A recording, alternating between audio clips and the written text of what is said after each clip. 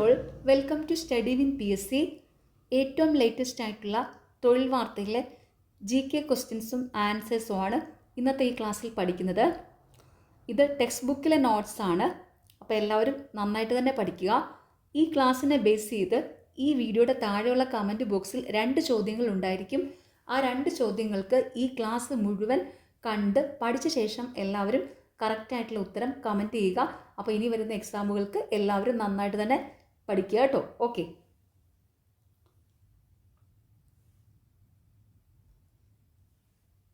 ഇത് 10ാം class social സ്റ്റഡീസിൽ അധ്യായം 7 നിന്നുള്ള തിരഞ്ഞെടുത്ത വസ്തുതകളാണ്. ഓക്കെ, ഏത് രാജ്യത്തെ സാമ്പത്തിക ആസൂത്രണ മാതൃകയിലാണ് ഇന്ത്യയിൽ ആസൂത്രണ കമ്മീഷൻ രൂപവൽക്കരിച്ചത്? സോവിയറ്റ് യൂണിയൻ്റെ. ഏത് രാജ്യത്തെ സാമ്പത്തിക ആസൂത്രണ മാതൃകയിലാണ് ഇന്ത്യയിൽ ആസൂത്രണ കമ്മീഷൻ രൂപവൽക്കരിച്ചത്? സോവിയറ്റ് യൂണിയൻ്റെ. ഇന്ത്യയിൽ ആസൂത്രണ കമ്മീഷൻ രൂപവൽക്കരിക്കാൻ മുൻകൈയെടുത്തത് ആര്? ജവഹർലാൽ നെഹ്റു. ഇന്ത്യയിൽ ആസൂത്രണ കമ്മീഷൻ രൂപവൽക്കരിക്കാൻ മുൻകൈയെടുത്തത് ആര്? ജവഹർലാൽ നെഹ്റു. സ്വാതന്ത്ര്യാനന്തര ഇന്ത്യ പിന്തുടർന്ന സാമ്പത്തിക മാതൃക ഏത്? പൊതുമേഖലയ്ക്ക് പ്രാധാന്യം നൽകുന്ന മിശ്ര സമ്പദ് വ്യവസ്ഥ. സ്വാതന്ത്ര്യാനന്തര ഇന്ത്യ പിന്തുടർന്ന സാമ്പത്തിക മാതൃക ഏത്? പൊതുമേഖലയ്ക്ക് പ്രാധാന്യം നൽകുന്ന മിശ്ര സമ്പദ് വ്യവസ്ഥ. ഇന്ത്യയിൽ ദേശീയ ആസൂത്രണ കമ്മിറ്റിയെ, നാഷണൽ പ്ലാനിംഗ് കമ്മിറ്റിയെ നിയോഗിച്ച വർഷം ഏത്? 1938. ഇന്ത്യയിൽ ദേശീയ ആസൂത്രണ കമ്മിറ്റിയെ, അതായത് നാഷണൽ പ്ലാനിംഗ് കമ്മിറ്റിയെ നിയോഗിച്ച വർഷം ഏതാണ്? 1938. 1944 തയ്യാറാക്കപ്പെട്ട ആസൂത്രണ പദ്ധതി ഏത്? ബോംബെ പ്ലാൻ. 1944 തയ്യാറാക്കപ്പെട്ട ആസൂത്രണ പദ്ധതി ഏതാണ്? ബോംബെ പ്ലാൻ. ഇന്ത്യയുടെ ഭാവി സമ്പദ് വ്യവസ്ഥയെപ്പറ്റിയുള്ള കാഴ്ചപ്പാടുകൾ മുന്നോട്ട് വെച്ച ജനകീയ പദ്ധതിയുടെ ഉപജ്ഞാതാവ് ആര്? MN റോയി. ഇന്ത്യയുടെ ഭാവി സമ്പദ് വ്യവസ്ഥയെപ്പറ്റിയുള്ള കാഴ്ചപ്പാടുകൾ മുന്നോട്ട് വെച്ച ജനകീയ പദ്ധതിയുടെ ഉപജ്ഞാതാവ് ആര്? MN റോയി. ജനകീയ പദ്ധതിയുടെ ഉപജ്ഞാതാവ് MN റോയി. ഗാന്ധിയൻ ആശയങ്ങളിൽ അധിഷ്ഠിതമായ പദ്ധതിയാശയം മുന്നോട്ട് വെച്ചത് ആര്? JC കുമരപ്പ. ഗാന്ധിയൻ ആശയങ്ങളിൽ അധിഷ്ഠിതമായ പദ്ധതിയാശയം മുന്നോട്ട് വെച്ചത് JC കുമരപ്പ. ദേശീയ ആസൂത്രണ കമ്മീഷൻ രൂപവൽകൃതമായത് എന്ന്? 1950 മാർച്ച് 15. ദേശീയ ആസൂത്രണ കമ്മീഷൻ രൂപവൽകൃതമായത് 1950 മാർച്ച് 15. ദേശീയ ആസൂത്രണ കമ്മീഷൻ്റെ ആദ്യത്തെ അധ്യക്ഷനാര്? ജവഹർലാൽ നെഹ്റു. ദേശീയ ആസൂത്രണ കമ്മീഷൻ്റെ ആദ്യത്തെ അധ്യക്ഷനാരാണ്? ജവഹർലാൽ നെഹ്റു. 1ാം പഞ്ചവത്സര പദ്ധതി ആരംഭിച്ച വർഷം ഏത്? 1951. 1ാം പഞ്ചവത്സര പദ്ധതി ആരംഭിച്ച വർഷം 1951. ദേശീയ ആസൂത്രണ കമ്മീഷൻ്റെ സ്ഥാനത്ത് 2015 നിലവിൽ വന്ന സംവിധാനം ഏത്? നീതി ആയോഗ്. ദേശീയ ആസൂത്രണ കമ്മീഷൻ്റെ സ്ഥാനത്ത് 2015 നിലവിൽ വന്ന സംവിധാനം ഏതാണ്? നീതി ആയോഗ്. സ്വതന്ത്ര ഇന്ത്യയുടെ പ്രധാന സാമൂഹിക സാമ്പത്തിക പ്രശ്നങ്ങൾ എന്തൊക്കെയായിരുന്നു? ഭക്ഷ്യ ദൗർലഭ്യവും ദാരിദ്ര്യവും. സ്വതന്ത്ര ഇന്ത്യയുടെ പ്രധാന സാമൂഹിക സാമ്പത്തിക പ്രശ്നങ്ങൾ എന്തൊക്കെയായിരുന്നു? ഭക്ഷ്യ ദൗർലഭ്യവും ദാരിദ്ര്യവും. 1ാം പഞ്ചവത്സര പദ്ധതി ഊന്നൽ നൽകിയ മേഖല ഏത്? കാർഷിക വികസനം. 1ാം പഞ്ചവത്സര പദ്ധതി ഊന്നൽ നൽകിയ മേഖല ഏതാണ്? കാർഷിക വികസനം. 1ാം പഞ്ചവത്സര പദ്ധതിക്കാലത്ത് നിർമ്മിച്ച പ്രധാന നദീതട പദ്ധതികൾ ഏവ?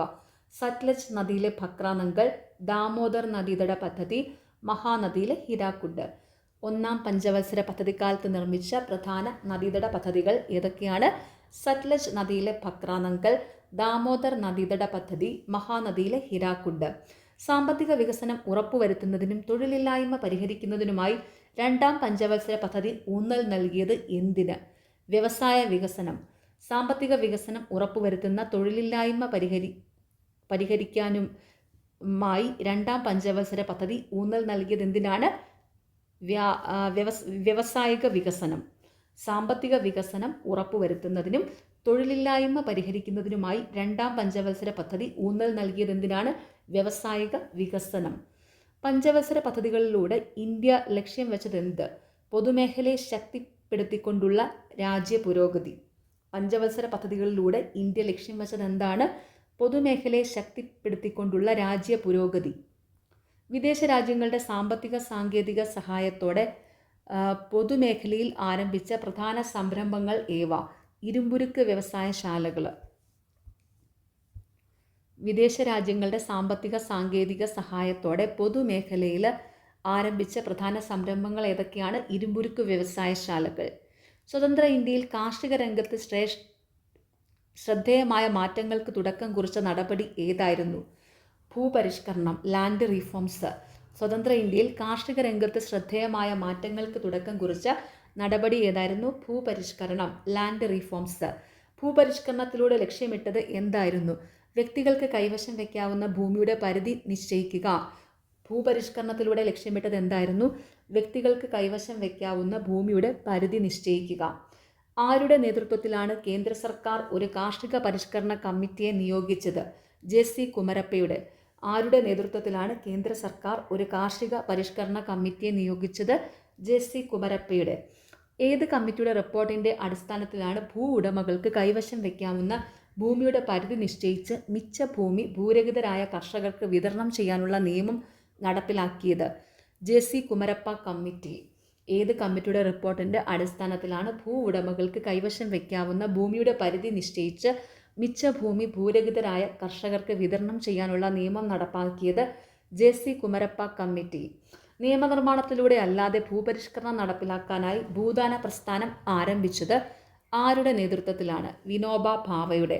നിയമനിർമ്മാണത്തിലൂടെ അല്ലാതെ ഭൂപരിഷ്കരണം നടപ്പിലാക്കാനായി ഭൂദാന പ്രസ്ഥാനം ആരംഭിച്ചത് ആരുടെ നേതൃത്വത്തിലാണ്? വിനോബ ഭാവയുടെ. ഏത് പ്രസ്ഥാനത്തിൻ്റെ ഭാഗമായാണ് വിനോബ ഭാവയും അനുയായികളും ഗ്രാമങ്ങൾ തോറും പദയാത്ര നടത്തിയത്? ഭൂദാന പ്രസ്ഥാനം.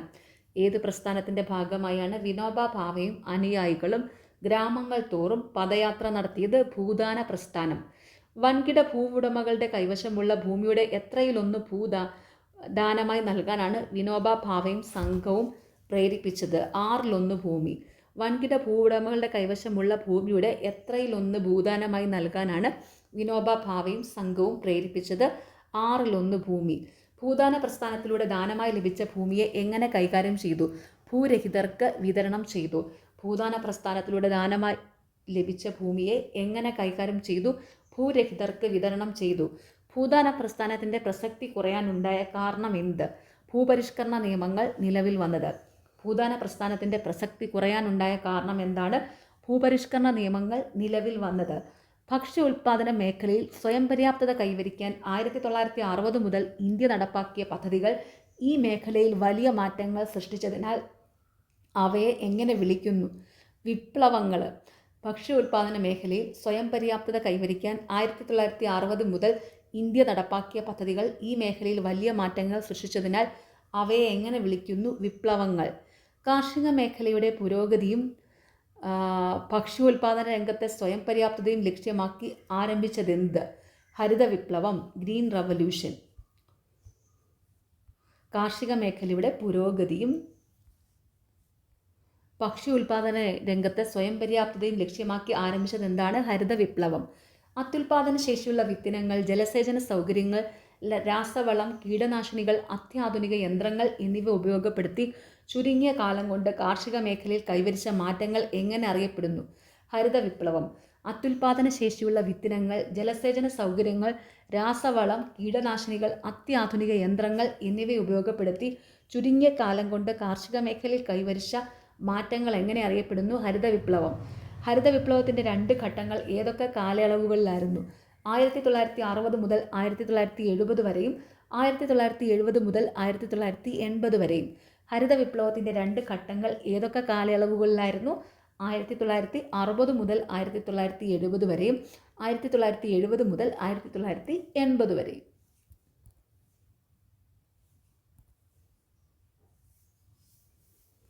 ഇന്ത്യയിലെ ഹരിത വിപ്ലവത്തിൻ്റെ പിതാവായി അറിയപ്പെടുന്നത് ആര്? ഡോക്ടർ എം.എസ്. സ്വാമിനാഥൻ. ഇന്ത്യയിലെ ഹരിത വിപ്ലവത്തിൻ്റെ പിതാവായി അറിയപ്പെടുന്നത് ആരാണ്? ഡോക്ടർ എം.എസ്. സ്വാമിനാഥൻ. ഹരിത വിപ്ലവത്തെ തുടർന്ന് നടപ്പിലാക്കിയ ധവള വിപ്ലവത്തിൻ്റെ ലക്ഷ്യം എന്തായിരുന്നു? പാലിൻ്റെയും പാലുൽപ്പന്നങ്ങളുടെയും വർധന. ഹരിത വിപ്ലവത്തെ തുടർന്ന് നടപ്പിലാക്കിയ ധവള വിപ്ലവം, വൈറ്റ് റവല്യൂഷൻ്റെ ലക്ഷ്യം എന്തായിരുന്നു? പാലിൻ്റെയും പാൽ ഉൽപ്പാദനത്തിൻ്റെയും വർധന. മത്സ്യ ഉൽപ്പാദന മേഖലയുടെ പുരോഗതി ലക്ഷ്യമാക്കി നടപ്പിലാക്കിയത് എന്താണ്? നീല വിപ്ലവം, ബ്ലൂ റെവല്യൂഷൻ. മത്സ്യ ഉൽപ്പാദന മേഖലയുടെ പുരോഗതി ലക്ഷ്യമാക്കി നടപ്പിലാക്കിയത് എന്താണ്? നീല വിപ്ലവം, ബ്ലൂ റെവല്യൂഷൻ. ഇന്ത്യയിൽ പാൽ ഉൽപ്പാദനത്തിൽ സമൂലമായ മാറ്റങ്ങൾക്ക് കാരണമായതെന്ത്? ധവള വിപ്ലവം. ഇന്ത്യയിലെ പാൽ ഉൽപ്പന്നങ്ങൾക്ക് സമൂലമായ മാറ്റങ്ങൾക്ക് കാരണമായത് ധവള വിപ്ലവം. ധവള വിപ്ലവത്തിന് നേതൃത്വം നൽകിയ മലയാളി ആരാണ്? ഡോക്ടർ വർഗീസ് കുര്യൻ. ധവള വിപ്ലവത്തിന് നേതൃത്വം നൽകിയ മലയാളി ഡോക്ടർ വർഗീസ് കുര്യൻ. ധവള വിപ്ലവത്തിൻ്റെ ഭാഗമായി district cooperative milk producers union limited എന്ന പേരിൽ ക്ഷീരോത്പാദന സംഘത്തിൻ്റെ പ്രവർത്തനം ആരംഭിച്ചത് എവിടെ? ഗുജറാത്തിലെ ആനന്ദ് നഗരത്തിൽ. ധവള വിപ്ലവത്തിൻ്റെ ഭാഗമായി district cooperative milk producers union limited എന്ന പേരിൽ ക്ഷീരോത്പാദന സംഘത്തിൻ്റെ പ്രവർത്തനം ആരംഭിച്ചത് എവിടെയാണ്? ഗുജറാത്തിലെ ആനന്ദ് നഗറിൽ. District cooperative milk producers union limited ക്രമേണ ഏത് പ്രശസ്തമായ ക്ഷീരോത്പാദന സംഘമായി? Amul. Anand milk union limited. District cooperative milk producers union limited ക്രമേണ ഏത് പ്രശസ്തമായ ക്ഷീരോത്പാദന സംഘമായി? അമൂല്, അതായത് ആനന്ദ് മിൽക്ക് യൂണിയൻ ലിമിറ്റഡ്. സ്വതന്ത്ര ഇന്ത്യയിലെ ബാങ്കുകൾ ആരുടെ ഉടമസ്ഥതയിലായിരുന്നു? വൻകിട വ്യവസായികളുടെയും സമ്പന്നരായ വ്യക്തികളുടെയും. സ്വതന്ത്ര ഇന്ത്യയിലെ ബാങ്കുകൾ ആരുടെ ഉടമസ്ഥതയിലായിരുന്നു? വൻകിട വ്യവസായികളുടെയും സമ്പന്നരായ വ്യക്തികളുടെയും. ബാങ്കുകൾ സമ്പന്നർക്ക് മുൻഗണന നൽകിയതിനാൽ കർഷകരും സാധാരണക്കാർക്കും വായ്പയും മറ്റ് ബാങ്ക് സേവനങ്ങളും ലഭിക്കാതെ വന്നത് ഏത് നടപടിക്കാണ് കാരണമായത്? ബാങ്ക് ദേശസാൽക്കരണം, നാഷണലൈസേഷൻ ഓഫ് ബാങ്ക്സ്. ബാങ്കുകൾ സമ്പന്നർക്ക് മുൻഗണന നൽകിയതിനാൽ കർഷകർക്കും സാധാരണക്കാർക്കും വായ്പയും മറ്റ് ബാങ്ക് സേവനങ്ങളും ലഭിക്കാതെ വന്നത് ഏത് നടപടിക്കാണ് കാരണമായത്? ബാങ്ക് ദേശസാൽക്കരണം. 1969 ഇന്ദിരാഗാന്ധിയുടെ നേതൃത്വത്തിലുള്ള ഗവൺമെൻറ് 14 പ്രധാന ബാങ്കുകളുടെ ഉടമസ്ഥത ഏറ്റെടുത്തത് എങ്ങനെ അറിയപ്പെടുന്നു? ബാങ്ക് ദേശസാൽക്കരണം. 1969 ഇന്ദിരാഗാന്ധിയുടെ നേതൃത്വത്തിൽ ഗവൺമെൻറ് 14 പ്രധാന ബാങ്കുകളുടെ ഉടമസ്ഥത ഏറ്റെടുത്തത് എങ്ങനെ അറിയപ്പെടുന്നു? ബാങ്ക് ദേശസാൽക്കരണം. പിൽക്കാലത്ത് എത്ര ബാങ്കുകൾ കൂടി സർക്കാർ ഏറ്റെടുത്തു? 6 ബാങ്കുകൾ. പിൽക്കാലത്ത് എത്ര ബാങ്കുകൾ കൂടി സർക്കാർ ഏറ്റെടുത്തു? 6 ബാങ്കുകൾ. സ്വാതന്ത്ര്യാനന്തരം ഇന്ത്യ പിന്തുടർന്ന ആസൂത്രണത്തിൽ അധിഷ്ഠിതമായ സാമ്പത്തിക നയം ഏത് മേഖലയെ ശക്തിപ്പെടുത്താനാണ് സഹായകമായത്? പൊതുമേഖലയെ. സ്വാതന്ത്ര്യാനന്തരം ഇന്ത്യ പിന്തുടർന്ന ആസൂത്രണത്തിൽ അധിഷ്ഠിതമായ സാമ്പത്തിക നയം ഏത് മേഖലയെ ശക്തിപ്പെടുത്താനാണ് സഹായകമായത്? പൊതുമേഖലയെ. 1990കളിൽ രാജ്യത്തിൻ്റെ സാമ്പത്തിക നയത്തിൽ പ്രകടമായ മാറ്റങ്ങൾ ഉണ്ടായതിനെ തുടർന്ന് ഏതൊക്കെ സാമ്പത്തിക നയങ്ങൾക്കാണ് മുൻതൂക്കം ലഭിച്ചത്? ഉദാരവൽക്കരണം, സ്വകാര്യവൽക്കരണം, ആഗോളവൽക്കരണം. 1990കളിൽ രാജ്യത്തിൻ്റെ സാമ്പത്തിക നയത്തിൽ പ്രകടമായ മാറ്റങ്ങൾ ഉണ്ടായതിനെ തുടർന്ന് ഏതൊക്കെ സാമ്പത്തിക നയങ്ങൾക്കാണ് മുൻതൂക്കം ലഭിച്ചത്? ഉദാരവൽക്കരണം, സ്വകാര്യവൽക്കരണം, ആഗോളവൽക്കരണം. 1990കളിൽ രാജ്യത്തിൻ്റെ സാമ്പത്തിക നയത്തിലുണ്ടായ മാറ്റങ്ങളുടെ പ്രധാന ഫലം എന്തായിരുന്നു?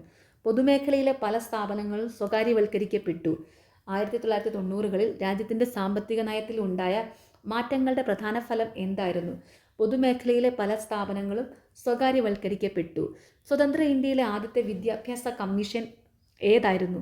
Doctor Radhakrishnan commission. 1948ലാണ് ആ കമ്മീഷൻ രൂപീകരിച്ചത്. അതായത് സ്വതന്ത്ര ഇന്ത്യയിലെ ആദ്യത്തെ വിദ്യാഭ്യാസ കമ്മീഷൻ ഏതായിരുന്നു? Doctor Radhakrishnan commission. Doctor Radhakrishnan commission ഊന്നൽ നൽകിയ മേഖല ഏത്? സർവകലാശാല വിദ്യാഭ്യാസം.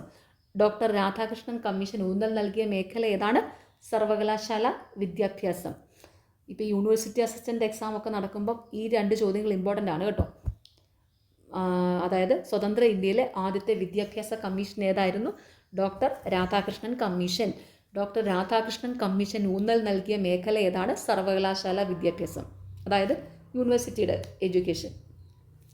സെക്കൻഡറി വിദ്യാഭ്യാസ രംഗത്തെ പറ്റി പഠിച്ച് ശുപാർശകൾ നൽകാനായി 1952 നിയമിച്ച വിദ്യാഭ്യാസ കമ്മീഷൻ ഏത്? Doctor Lakshmanaswami Mudaliar commission. Secondary വിദ്യാഭ്യാസ രംഗത്തെ പറ്റി പഠിച്ച് ശുപാർശകൾ നൽകാനായി 1952 നിയമിച്ച വിദ്യാഭ്യാസ കമ്മീഷൻ ഏതാണ്? ലക്ഷ്മണസ്വാമി മുതലിയാർ കമ്മീഷൻ. ഇതൊക്കെ PSCയുടെ സ്ഥിരം ചോദ്യങ്ങളുമാണ്. വിദ്യാഭ്യാസത്തിൻ്റെ ദേശീയ ഘടന മുന്നോട്ട് വെച്ച 1964 കമ്മീഷൻ ഏതാണ്? Doctor DS Kothari commission. വിദ്യാഭ്യാസത്തിൻ്റെ ദേശീയ ഘടന മുന്നോട്ട് വെച്ച 1964 കമ്മീഷൻ ഏതാണ്? Doctor DS Kothari commission. പ്രാഥമിക വിദ്യാഭ്യാസം, തൊഴിലധിഷ്ഠിത വിദ്യാഭ്യാസം എന്നിവയ്ക്ക് ഊന്നൽ നൽകിയ ദേശീയ വിദ്യാഭ്യാസ നയം പ്രഖ്യാപിച്ച വർഷമേത്? 1986. പ്രാഥമിക വിദ്യാഭ്യാസം, തൊഴിലധിഷ്ഠിത വിദ്യാഭ്യാസം എന്നിവയ്ക്ക് ഊന്നൽ നൽകിയ ദേശീയ വിദ്യാഭ്യാസ നയം പ്രഖ്യാപിച്ച വർഷം 1986. 2020 ദേശീയ വിദ്യാഭ്യാസ നയം ഊന്നൽ നൽകിയ മേഖലകൾ ഏതെല്ലാം? പ്രീ പ്രൈമറി മുതൽ ഹയർ സെക്കൻഡറി വരെയുള്ള വിദ്യാഭ്യാസം, ഉന്നത വിദ്യാഭ്യാസം. 2020 ദേശീയ വിദ്യാഭ്യാസ നയം ഊന്നൽ നൽകിയ മേഖലകൾ ഏതെല്ലാം?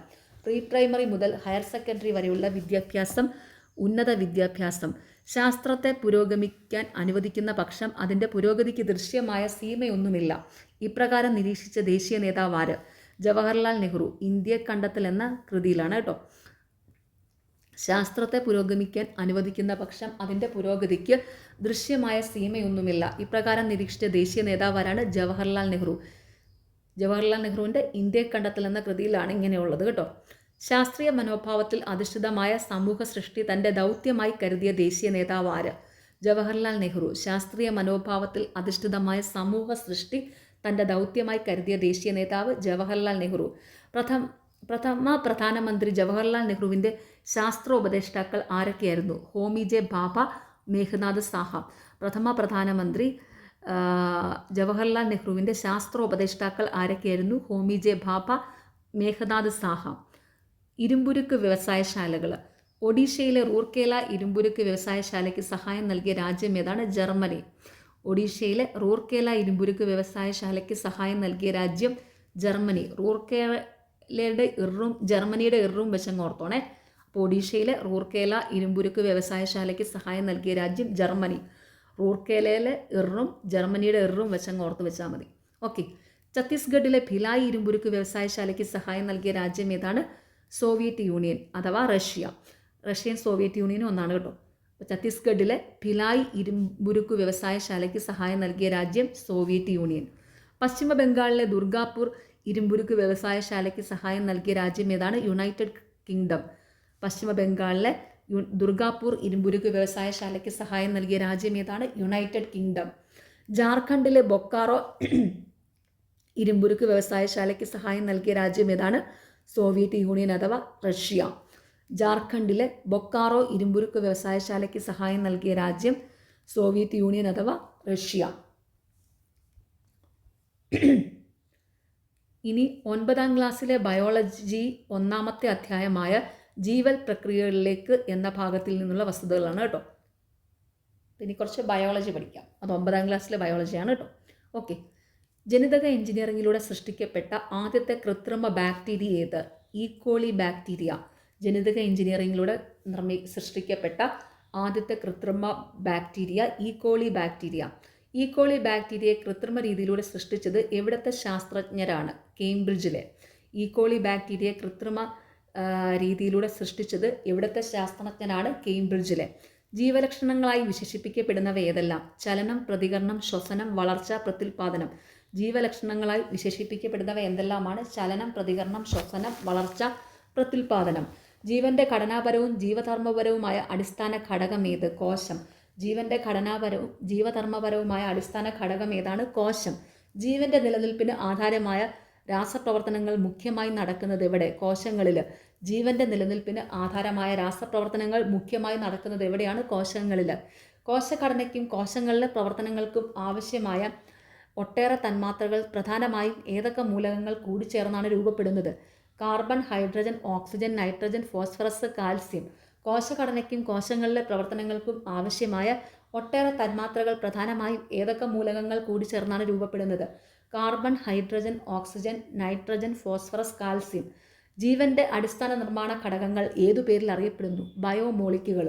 ജീവന്റെ അടിസ്ഥാന നിർമ്മാണ ഘടകങ്ങൾ ഏതു പേരിൽ അറിയപ്പെടുന്നു? ബയോമോളിക്യൂളുകൾ. ബയോമോളിക്യൂളുകൾ ഏതെല്ലാം? Carbohydrate, protein, lipid, nucleic acid.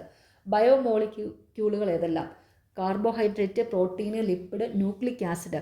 കാർബോഹൈഡ്രേറ്റുകൾക്ക് ഉദാഹരണങ്ങളേവ? Glucose, fructose, sucrose, starch, cellulose. കാർബോഹൈഡ്രേറ്റുകൾക്ക് ഉദാഹരണങ്ങൾ: glucose, fructose, sucrose, starch, cellulose. ലിപ്പിഡുകൾക്ക് ഉദാഹരണങ്ങളേവ? കൊഴുപ്പും എണ്ണകളും.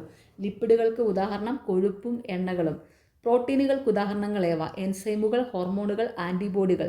പ്രോട്ടീനുകൾക്ക് ഉദാഹരണം എൻസൈമുകൾ, ഹോർമോണുകൾ, ആൻറ്റിബോഡികൾ. ന്യൂക്ലിക് ആസിഡുകൾ ഏതെല്ലാം? DNA, RNA. ന്യൂക്ലിക് ആസിഡുകൾ ഏതെല്ലാമാണ്? DNAയും RNAയും.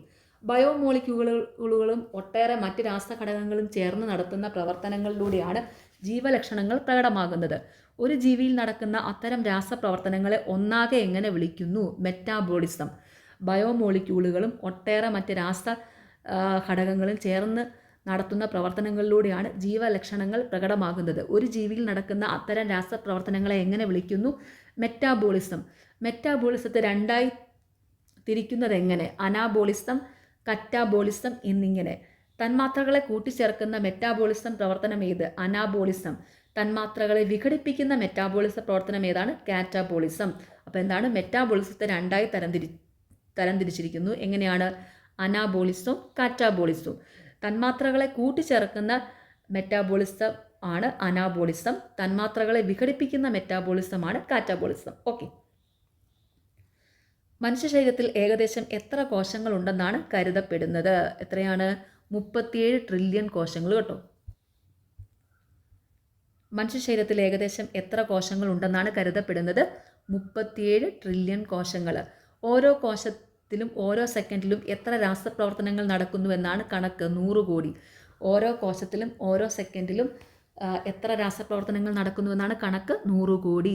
അനാബോളിസത്തിൻ്റെ പ്രധാന സവിശേഷത എന്ത്? പ്രോട്ടീൻ സംയോജനം. അനാബോളിസത്തിൻ്റെ പ്രധാന സവിശേഷത എന്താണ്?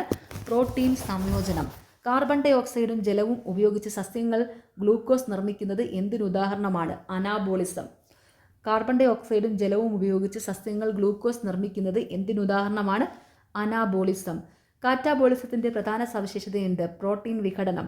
കാറ്റാബോളിസത്തിൻ്റെ പ്രധാന സവിശേഷത എന്താണ്? പ്രോട്ടീൻ വിഘടനം. പ്രോട്ടീൻ വിഘടിച്ച് അമിനോ ആസിഡുകളായി മാറുന്നത് എന്തിനുദാഹരണമാണ്? കാറ്റാബോളിസത്തിന്. പ്രോട്ടീൻ വിഘടിച്ച് അമിനോ ആസിഡുകളായി മാറുന്നത് എന്തിനുദാഹരണമാണ്? കാറ്റാബോളിസത്തിന്. മെറ്റാബോളിസത്തെ നിയന്ത്രിക്കാനും സഹായിക്കാനുമായി കോശത്തിനുള്ളിൽ നിർമ്മിക്കപ്പെടുന്ന മോളിക്യൂളുകളേവ? എൻസൈമുകളും ഹോർമോണുകളും. മെറ്റാബോളിസത്തെ നിയന്ത്രിക്കാനും സഹായിക്കാനുമായി കോശത്തിനുള്ളിൽ നിർമ്മിക്കപ്പെടുന്ന ബയോമോളിക്യൂളുകൾ ഏവ? എൻസൈമുകളും ഹോർമോണുകളും.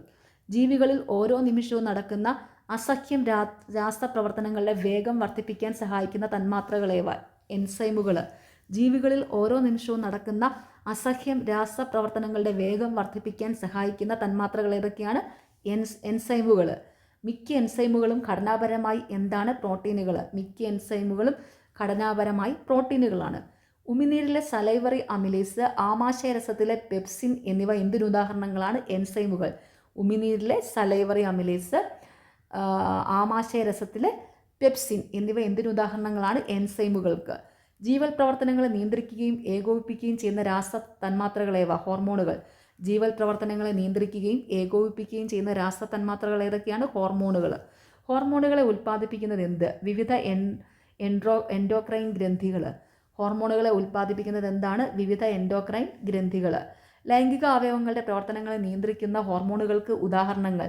Testosterone, oestrogen, progesterone. ലൈംഗിക അവയവങ്ങളുടെ പ്രവർത്തനങ്ങളെ നിയന്ത്രിക്കുന്ന ഹോർമോണുകൾക്ക് ഉദാഹരണം? Testosterone, oestrogen, progesterone. അമീബയെ പോലെയുള്ള ഏകകോശ ജീവികളിൽ ബാഹ്യ പരിസരത്ത് നിന്ന് പദാർത്ഥങ്ങൾ കോശദ്രവ്യത്തിനുള്ളിലേക്ക് പ്രവേശിക്കുന്നത് ഏതിലൂടെ? കോശസ്തരത്തിലൂടെ. അമീബയെ പോലുള്ള ഏകകോശ ജീവികളിൽ ബാഹ്യ പരിസരത്ത് നിന്ന് പദാർത്ഥങ്ങൾ കോശദ്രവ്യത്തിലേക്ക് പ്രവേശിക്കുന്നത് ഏതിലൂടെയാണ്? കോശസ്തരത്തിലൂടെ. തൊട്ടടുത്ത കോശങ്ങളെ ബന്ധിപ്പിക്കുന്ന കോശദ്രവ്യ പാതകളേവ? പ്ലാസ്മോഡെസ്മേറ്റ. തൊട്ടടുത്ത കോശങ്ങളെ ബന്ധിപ്പിക്കുന്ന കോശദ്രവ്യ പാതകളേവ? പ്ലാസ്മോഡെസ്മേറ്റ. പദാർത്ഥങ്ങൾ ഒരു കോശത്തിൽ നിന്ന് മറ്റൊന്നിലേക്ക് പ്രവേശിക്കുന്നത് എന്തിലൂടെയാണ്? പ്ലാസ്മ സ്തരത്തിലൂടെ. പദാർത്ഥങ്ങൾ ഒരു കോശത്തിൽ നിന്ന് മറ്റൊന്നിലേക്ക് പ്രവേശിക്കുന്നത് എന്തിലൂടെയാണ്? പ്ലാസ്മ സ്തരത്തിലൂടെ. ജന്തുക്കളിൽ കോശങ്ങൾക്കിടയിലെ സ്ഥലത്ത് കാണപ്പെടുന്ന ദ്രവം ഏത്? Extra cellular ദ്രവം. ജന്തുക്കളിൽ കോശങ്ങൾക്കിടയിലെ സ്ഥലത്ത് കാണപ്പെടുന്ന ദ്രവം ഏതാണ്? Extra cellular ദ്രവം. ജന്തുക്കളിൽ കോശങ്ങൾക്കുള്ളിലെ ആന്തര പരിസ്ഥിതിയായി വർത്തിക്കുന്നത് എന്ത്? Extra cellular ദ്രവം. ജന്തുക്കളിൽ കോശങ്ങൾക്കുള്ളിലെ ആന്തര പരിസ്ഥിതിയായി വർത്തിക്കുന്നത് എന്താണ്? Extra cellular ദ്രവം. സസ്യങ്ങളിലെ ആന്തര പരിസ്ഥിതിയിൽ ഉൾപ്പെടുന്നത് എന്തെല്ലാം? കോശഭിത്തിയും അതിലെ ഘടകങ്ങളും, കോശങ്ങൾക്കിടയിലെ ദ്രവവും, വായു അറകളും. സസ്യങ്ങളിലെ ആന്തരിക പരിസ്ഥിതിയിൽ ഉൾപ്പെടുന്നത് എന്തെല്ലാം? കോശഭിത്തിയും അതിലെ ഘടകങ്ങളും കോശങ്ങൾക്കിടയിലെ ദ്രവവും വായു അറകളും. ആന്തര പരിസ്ഥിതിയുടെ ഘടന സ്ഥിരമായി നിലനിർത്തുന്നതിനെ എങ്ങനെ വിളിക്കുന്നു? സമസ്ഥിതി പാലനം. ആന്തര പരിസ്ഥിതിയുടെ ഘടന സ്ഥിരമായി നിലനിർത്തുന്നതിനെ എങ്ങനെ വിളിക്കുന്നു? സമസ്ഥിതി പാലനം. മെറ്റാബോളിസം സുഗമമായി നിലനിർത്താൻ ആവശ്യമായതെന്ത്? ആന്തര സമസ്ഥിതി നിലനിർത്തുന്നത്. മെറ്റാബോളിസം സുഗമമായി നിലനിർത്താൻ ആവശ്യമായത് എന്ത്? ആന്തര സമസ്ഥിതി നിലനിർത്തുന്നത്. ആന്തര രാസഘടന തകിടം മറിഞ്ഞാലുള്ള ദോഷം എന്ത്? ജീവന് ഭീഷണിയാകുന്നു.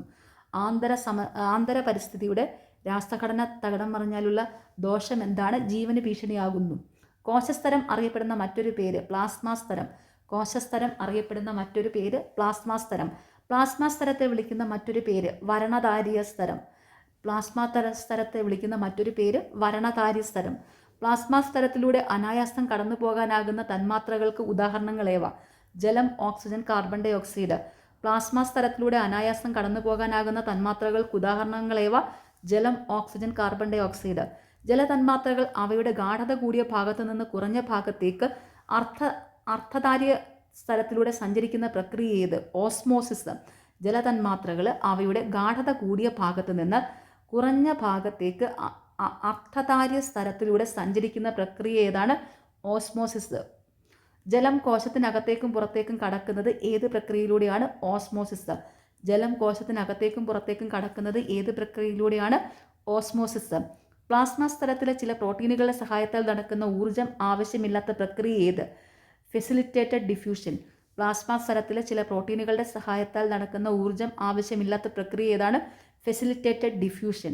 പ്ലാസ്മാ സ്തരത്തിലെ ചില വാഹക പ്രോട്ടീനുകളുടെ സഹായത്താൽ നടക്കുന്ന ഊർജം ആവശ്യമുള്ള പ്രക്രിയ ഏത്? Active transport. പ്ലാസ്മാ സ്തരത്തിലെ ചില വാഹക പ്രോട്ടീനുകളുടെ സഹായത്താൽ നടക്കുന്ന ഊർജം ആവശ്യമുള്ള പ്രക്രിയ ഏതാണ്? Active transport. കോശത്തിനുള്ളിൽ പദാർത്ഥ കണികകളെ എത്തിക്കുന്നതിനും അവിടെ നിന്ന് പുറത്തേക്ക് കൊണ്ടുവരുന്നതിനും പ്രധാന പങ്ക് വഹിക്കുന്നത് എന്ത്? പ്ലാസ്മാ സ്തരം. കോശത്തിനുള്ളിൽ പദാർത്ഥ കണികകളെ എത്തിക്കുന്നതിനും അവിടെ നിന്ന് പുറത്തേക്ക് കൊണ്ടുവരുന്നതിനും പ്രധാന പങ്ക് വഹിക്കുന്നത് എന്താണ്? പ്ലാസ്മാ സ്തരം. ഏകകോശ ബഹുകോശ ജീവികൾ ഉൾപ്പെടുന്ന വിഭാഗത്തിന് ഉദാഹരണം ഏത്? ആൽഗകൾ. ഏകകോശ ബഹുകോശ ജീവികൾ ഉൾപ്പെടുന്ന വിഭാഗത്തിന് ഉദാഹരണം ഏതാണ്? ആൽഗകൾ. പ്രോക്യാരിയോട്ടുകൾക്ക് ഉദാഹരണം ബ്ലൂ ഗ്രീൻ ആൽഗ. പ്രോക്യാരിയോട്ടുകൾക്ക് ഉദാഹരണം ബ്ലൂ ഗ്രീൻ ആൽഗ. ആൽഗകൾക്കും ബ്ലൂ ഗ്രീൻ ആൽഗകൾക്കും പോഷകങ്ങൾ ലഭ്യമാക്കുന്നത് ഏത് പ്രക്രിയയിലൂടെയാണ്? പ്രകാശ സംശ്ലേഷണം. ആൽഗകൾക്കും ബ്ലൂ ഗ്രീൻ ആൽഗകൾക്കും പോഷകങ്ങൾ ലഭ്യമാക്കുന്നത് ഏത് പ്രക്രിയയിലൂടെയാണ്? പ്രകാശ സംശ്ലേഷണം. സസ്യങ്ങൾ ആഹാരം നിർമ്മിക്കുന്ന പ്രക്രിയ ഏത്? പ്രകാശ സംശ്ലേഷണം അഥവാ ഫോട്ടോസിന്തസിസ്. സസ്യങ്ങൾ ആഹാരം നിർമ്മിക്കുന്ന പ്രക്രിയ ഏതാണ്? പ്രകാശ സംശ്ലേഷണം അഥവാ ഫോട്ടോസിന്തസിസ്. പ്രകാശ സംശ്ലേഷണത്തിൻ്റെ രണ്ട് ഘട്ടങ്ങൾ ഏതെല്ലാം? പ്രകാശഘട്ടവും ഇരുണ്ട ഘട്ടവും. പ്രകാശ സംശ്ലേഷണത്തിൻ്റെ രണ്ട് ഘട്ടങ്ങൾ ഏതൊക്കെയാണ്? പ്രകാശഘട്ടവും ഇരുണ്ട ഘട്ടവും. പ്രകാശ സംശ്ലേഷണത്തിൻ്റെ പ്രകാശഘട്ടം നടക്കുന്നത് എവിടെ? ഗ്രാനയിൽ. പ്രകാശ സംശ്ലേഷണത്തിൽ പ്രകാശഘട്ടം നടക്കുന്നത് എവിടെയാണ്? ഗ്രാനയിൽ. പ്രകാശ സംശ്ലേഷണത്തിൽ ഇരുണ്ട ഘട്ടം നടക്കുന്നത് എവിടെയാണ്? സ്ട്രോമയിൽ. പ്രകാശ സംശ്ലേഷണത്തിൽ ഇരുണ്ട ഘട്ടം നടക്കുന്നത് എവിടെയാണ്? സ്ട്രോമയിൽ. പ്രകാശഘട്ടത്തിലുള്ള പ്രകാശ സംശ്ലേഷണത്തിൻ്റെ പ്രധാന സവിശേഷതകളേവ? പ്രകാശത്തിൻ്റെ സാന്നിധ്യത്തിൽ നടക്കുന്നു. ജലം വിഘടിച്ച് ഹൈഡ്രജനും ഓക്സിജനും ആകുന്നു. ഓക്സിജൻ പുറന്തള്ളുന്നു. ഹൈഡ്രജൻ സ്ട്രോമയിലെത്തുന്നു. ഊർജ്ജ തന്മാത്രയായ ATP ഉണ്ടാകുന്നു. പ്രകാശഘട്ടത്തിലുള്ള പ്രകാശ സംശ്ലേഷണത്തിൻ്റെ പ്രധാന സവിശേഷതകളേവ? പ്രകാശത്തിൻ്റെ സാന്നിധ്യത്തിൽ നടക്കുന്നു. ജലം വിഘടിച്ച് ഹൈഡ്രജനും ഓക്സിജനും ആകുന്നു. ജലം പുറന്തള്ളുന്നു. ഹൈഡ്രജൻ സ്ട്രോമയിലെത്തുന്നു. ഊർജ്ജ തന്മാത്രയായ ATP ഉണ്ടാകുന്നു. ഇരുണ്ട ഘട്ടത്തിലുള്ള പ്രകാശ സംശ്ലേഷണത്തിൻ്റെ പ്രധാന സവിശേഷതകൾ ഏതൊക്കെയാണ്? പ്രകാശം ഉപയോഗിക്കുന്നില്ല. ഈ ഘട്ടത്തിൽ ആവശ്യമായ ഹൈഡ്രജനും ഊർജവും ATP പ്രകാശഘട്ടത്തിൽ നിന്ന് ലഭിക്കുന്നു. ഹൈഡ്രജനും കാർബൺ ഡൈ ഓക്സൈഡും ചേർന്ന് ഗ്ലൂക്കോസ് ഉണ്ടാകുന്നു. അപ്പോൾ ഇരുണ്ട ഘട്ടത്തിലുള്ള പ്രകാശ സംശ്ലേഷണത്തിൻ്റെ പ്രധാന സവിശേഷതകൾ എന്തൊക്കെയാണ്? പ്രകാശം ഉപയോഗിക്കുന്നില്ല. ഈ ഘട്ടത്തിന് ആവശ്യമായ ഹൈഡ്രജനും ഊർജവും പ്രകാശഘട്ടത്തിൽ നിന്ന് ലഭിക്കുന്നു. ഹൈഡ്രജനും കാർബൺ ഡൈ ഓക്സൈഡും ചേർന്ന് ഗ്ലൂക്കോസ് ഉണ്ടാകുന്നു. പ്രകാശ സംശ്ലേഷണത്തിൻ്റെ ഇരുണ്ട ഘട്ടത്തിലെ പ്രവർത്തനങ്ങൾ വിശദീകരിച്ചതിന് 1961 രസതന്ത്രത്തിൽ നോബൽ സമ്മാനം ലഭിച്ചത് ആർക്ക്? Melvin Calvin. പ്രകാശ സംശ്ലേഷണത്തിൻ്റെ ഇരുണ്ട ഘട്ടത്തിലെ പ്രവർത്തനങ്ങൾ വിശദീകരിച്ചതിന് 1961 രസതന്ത്രത്തിൽ നോബൽ സമ്മാനം ലഭിച്ചത് ആർക്ക്? Melvin Calvin. പ്രകാശ സംശ്ലേഷണ ഫലമായി ഉണ്ടാകുന്ന ഗ്ലൂക്കോസ് അതിവേഗം ജലത്തിൽ ലയിക്കുന്നതിനാൽ അതിനെ ഏത് രീതിയിലാണ് സസ്യങ്ങൾ സംഭരിക്കുന്നത്? അലേയമായ അന്നജമാക്കി. പ്രകാശ സംശ്ലേഷണ ഫലമായി ഉണ്ടാകുന്ന ഗ്ലൂക്കോസ് അതിവേഗം ജലത്തിൽ ലയിക്കുന്നതിനാൽ അതിനെ ഏത് രീതിയിലാണ് സസ്യങ്ങൾ സംഭരിക്കുന്നത്? അലേയമായ അന്നജമാക്കി. സസ്യങ്ങളുടെ ജീവൽ പ്രവർത്തനങ്ങൾക്ക് ആവശ്യമായ ഊർജം ലഭിക്കുന്നത് എന്തിൽ നിന്ന്? അന്നജത്തിൽ നിന്ന്. സസ്യങ്ങളുടെ ജീവൽ പ്രവർത്തനങ്ങൾക്ക് ആവശ്യമായ ഊർജം ലഭിക്കുന്നത് എന്തിൽ നിന്ന്? അന്നജത്തിൽ നിന്ന്. അന്നജം മെറ്റാബോളിസത്തിന് വിധേയമായി ഉണ്ടാകുന്ന പദാർത്ഥങ്ങൾക്ക് ഉദാഹരണങ്ങളേവ? സുക്രോസ്, ഫ്രക്ടോസ്, കൊഴുപ്പ്, പ്രോട്ടീന്, വിറ്റമിനുകൾ. അന്നജം മെറ്റാബോളിസത്തിന് വിധേയമായി ഉണ്ടാകുന്ന പദാർത്ഥങ്ങൾക്ക് ഉദാഹരണങ്ങളേവ? സുക്രോസ്, ഫ്രക്ടോസ്, കൊഴുപ്പ്, പ്രോട്ടീന്, വിറ്റമിനുകൾ. സ്വപോഷികൾ എന്ന് വിളിക്കപ്പെടുന്ന ജീവജാലങ്ങൾ ഏവ? സസ്യങ്ങൾ. സ്വപോഷികൾ എന്ന് വിളിക്കപ്പെടുന്ന ജീവജാലങ്ങൾ ഏതാണ്? സസ്യങ്ങൾ. പരപോഷികൾ എന്നറിയപ്പെടുന്ന ജീവജാലങ്ങൾ ജന്തുക്കൾ. പരപോഷികൾ എന്നറിയപ്പെടുന്ന ജീവജാലങ്ങൾ ഏവ? ജന്തുക്കൾ.